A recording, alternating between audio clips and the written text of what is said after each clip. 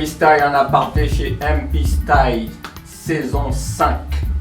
Ce soir, j'ai l'honneur de recevoir, je dirais, une ancienne. Non, je suis plus ancien qu'elle, mais c'est une ancienne quand même. Sonia. Ça va, Sonia? Ça va. Bien? Ça va. Ça fait longtemps que, si je dis qu'on se connaît, non. On s'aperçoit. On s'aperçoit. Très longtemps. Très longtemps. Hein?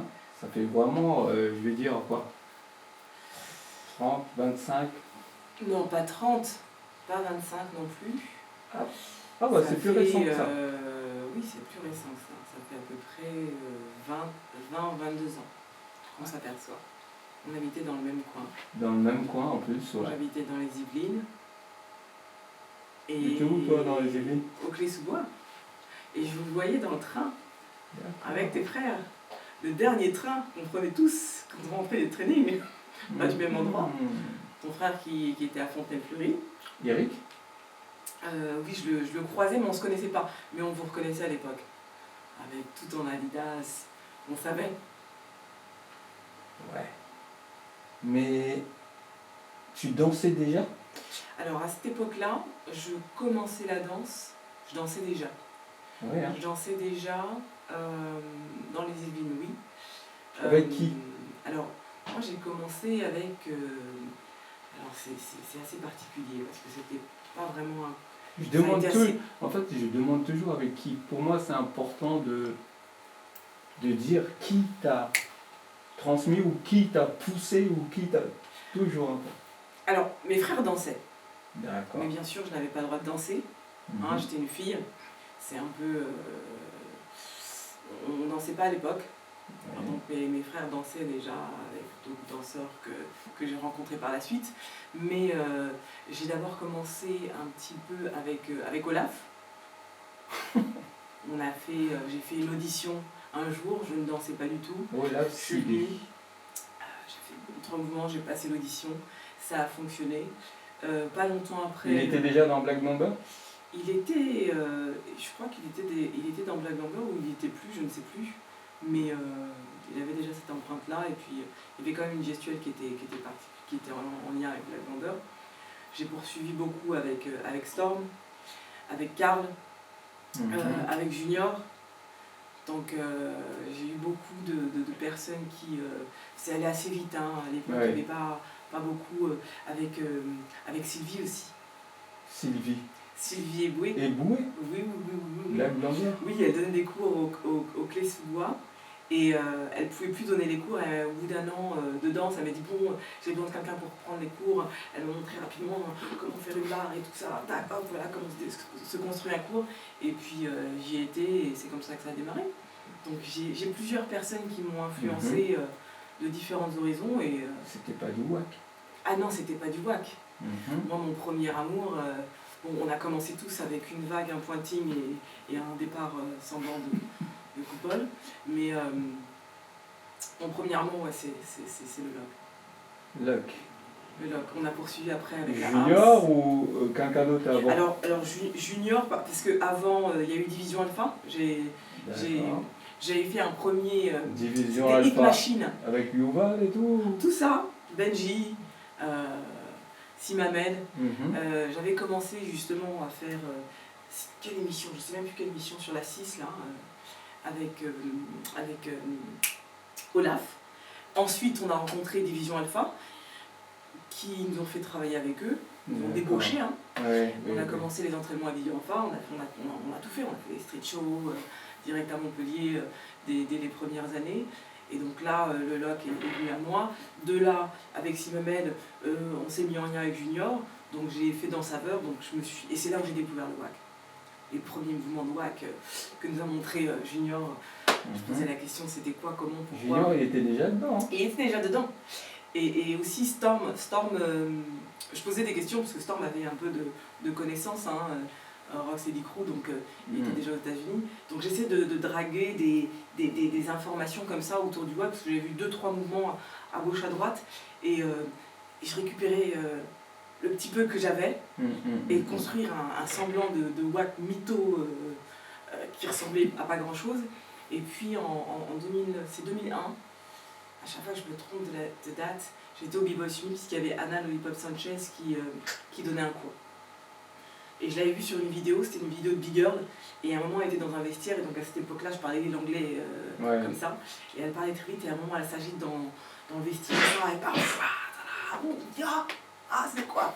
Donc je demande à tout le monde, et tout le monde me donne les 2-3 mouvements qu'ils ont, et je commence à construire avec ça. Et donc en 2001, je décide de prendre mon billet, d'aller à LA comme le grand voyage. Et donc je dis à Sandrine Sainte-Croix aussi, bon j'y vais et tout. Et je suis partie. Et j'ai pris mon premier cours de WAC qui validait un peu tous les petits bouts de vidéos qu'on avait vus, puisqu'à l'époque on n'avait pas internet, hein, c'était des vidéos tape. Et c'est là où ça a démarré. Donc le WAC a toujours été là. À côté il y a eu la house, il y a toujours eu le lock. Et voilà quoi. Donc, tu es l'une des premières alors Alors, en France, je dirais pas l'une des premières. Je pense que juste avant, il y a Lil Kiss. Il y a Lil Kiss qui était déjà là, parce qu'elle allait déjà aux États-Unis, elle faisait déjà les grands voyages. Il y avait eu, avec Gemini, ils commençaient à faire ce film, Obsessive Funk, où justement ils récupéraient les informations. Donc, moi, je voyageais beaucoup moins, on avait beaucoup moins d'argent, c'était moins possible de voyager à cette époque-là. Donc oui, l'une des premières, mais on était vraiment isolés. Ça veut dire qu'à l'époque, on était des filles, on était jeunes, et on ne sortait pas comme on sort maintenant à 15 ans. À 15 ans, tu sortais pas. Enfin, nous, on prétextait babysitting pour aller en soirée. Oh non, je vais faire un babysitting, et puis on allait danser, quoi. Mais c'était pas aussi... tout n'était pas aussi accessible. Voilà, on s'entraînait...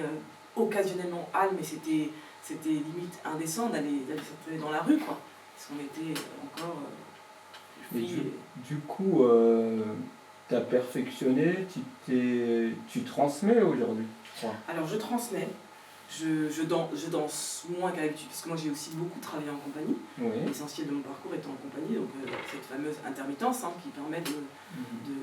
Tu es alors non, moi ça y est, j'ai été intermittente 15 ans. Et maintenant je travaille en bureau. C'est toujours cette histoire de choix entre la passion et le faire pour récupérer de l'argent et choisir les projets sur lesquels on a envie de travailler.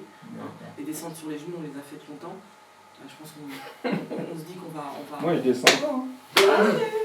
Moi j'ai pas les jupes. Pas toi. et donc du coup on a fait ce choix-là de garder cette danse en passion. Donc on essaie de transmettre. C'est vrai que là, le walking se développe quand même beaucoup en France en ce moment. Et essayer de transmettre l'essence, le funk surtout, parce que ça se perd, et essayer de transmettre l'âme de la danse. Ça veut dire que l'âme de la danse comme on l'a connu dans les clubs, et non pas forcément la salle, les trainings et les battles, qui sont un peu... où on perd cette joie de vivre, ce partage. Voilà, aimer l'autre à travers sa danse, quel que soit le personnage, et c'est surtout ça que j'essaie de retransmettre. Après, bon, il y a toujours, je donne toujours des cours sur les formations, et aussi beaucoup de workshops, beaucoup moins en France malheureusement, mais l'idée c'est de maintenir cette culture-là et de la faire exister au maximum. Moins en France, hein. Moins en moins demandeurs, ou c'est comment, c'est quoi? Là, il y a des choses intéressantes qui commencent à se faire. Il y a des danseuses qui retrouvent l'essence du funk, l'essence de la danse, l'amour de la danse, et non pas l'amour du fame, avoir le devant de la scène, mais surtout le kiff que ça provoque, quoi. Ce petit moment où ça te prend et puis tu sais plus ce qui se passe, quoi. Vous avez déjà essayé de monter une team, parce que vous n'êtes pas beaucoup en WAC, mais est-ce que vous vous êtes déjà dit, vous pourrez monter un truc En 2011, 2012, j'avais pris l'initiative de me dire, bon voilà, il y a des filles qui font du WAC, elles sont les unes dans leur coin, on va essayer de se regrouper et travailler ensemble. Donc il y avait donc Lil Kiss, il y avait Rose, il y avait Sandrine Sainte-Croix, il y avait Lay, Amélie Poulain, il y avait qui d'autre encore? Il y avait deux autres danseuses, Liliane, et voilà, l'idée c'était de juste s'entraîner ensemble pour, comme on a des gestuels qui sont différentes, chacun a pris des mouvements à droite et à gauche, essayer de et de travailler ensemble. Puis il y a aussi Bruno, mais que je connaissais moins et avec lequel j'étais moins en lien. Donc voilà, on a commencé à travailler ensemble, on a fait quelques shows et voilà. Après ça n'a pas fonctionné puisque chacun a pris son chemin et puis comme je vous dis, chacun a fait ce qu'il avait à faire. Mais c'était quand même intéressant parce que bon, on reste toujours en lien, même si on n'est plus ensemble dans ce groupe-là, mais les filles sont toujours là, elles représentent toujours quelque chose. Et c'est quoi vraiment la différence entre le WAC et le Vogue? Waouh. C'est comme si tu me demandes quelle est la différence entre le rock et le pop. En fait, il faut juste... C'est toujours le problème de ces deux danses. Elles ont des liens communs, si ce n'est, bon, bien sûr, la musique ou le club, mais elles sont totalement différentes. C'est né où déjà, ça? Alors, c'est toujours un peu compliqué. Ouais. Certains vont dire que ça a commencé à LA. D'accord. Il y en a qui revendiquent à New York. Bon, moi je dirais LA. Après, les années 70, ça a évolué jusqu'aux années 80 et encore. C'est toujours un peu délicat parce que on est souvent dans une problématique business. Ouais. Les gens veulent revendiquer leur coin et se donner la part des choses. Il n'y avait pas de source à l'époque. C'était moins documenté que ça l'est pour le rock et pour le pop, parce qu'il y avait des émissions, il y avait des choses qui étaient faites. Et c'est toujours un peu compliqué. On a quand même les Soul Train, où on retrouve les danseurs qui sont là. Pour beaucoup sont morts. Il en reste quelques-uns, mais qui étaient en parallèle dans les milieux aussi bien WAC que Vogue. Et donc du coup, ça crée un peu la confusion. Même si eux-mêmes au début ont créé cette confusion, de par leur connaissance et de par leur mouvement et de ce qu'ils transmettaient. Et progressivement, à force d'enseigner, ils ont fait la distinction entre le Vogue et le WAC. Donc c'est deux danses pour moi qui sont totalement différentes, qui sont deux univers différents. Après il y a aussi la distinction entre le WAC et ce qu'on appelle le punking. C'est toujours une certaine complexité. Justement c'est un peu ce que j'ai envie de faire, c'est un peu de documenter cette culture-là pour qu'on puisse aussi, un peu comme les autres funk style, avoir une histoire ou essayer de la retranscrire sans forcément définir quelque chose de précis, mais prendre des informations des gens qui l'ont vraiment vécu. D'accord. On m'a dit que le Vogue venait plutôt d'un milieu homosexuel. Est-ce que le WAC c'est pareil? Alors, le punk, pour certains, le punking vient vraiment du milieu homosexuel. Le WAC, pour certains, ne vient pas du milieu homosexuel. C'est juste une danse de club. D'accord. Certains le revendiquent d'une certaine façon. C'est aussi pour ça qu'il y a aussi différentes écritures, avec deux A, avec un H et un A. C'est toujours un peu complexe. Mais c'est vraiment ma démarche là, de vraiment retranscrire tout ça, de récupérer les informations et essayer de pas tirer ça au clair, mais au moins donner une certaine visibilité sur ce qu'est le WAC. Voilà. On a perdu beaucoup de danseurs, malheureusement, suite à la drogue, danseurs de WAC, il y avait quand même beaucoup d'homosexuels qui pratiquaient cette danse. Donc c'est aussi une légitimité quand certains disent c'est une danse homosexuelle. Je n'ai rien à en dire, je n'étais pas là à ce moment-là, mais aussi récupérer les informations pour avoir les bonnes infos. Ok, tu vas wacker là, hein? C'est parti.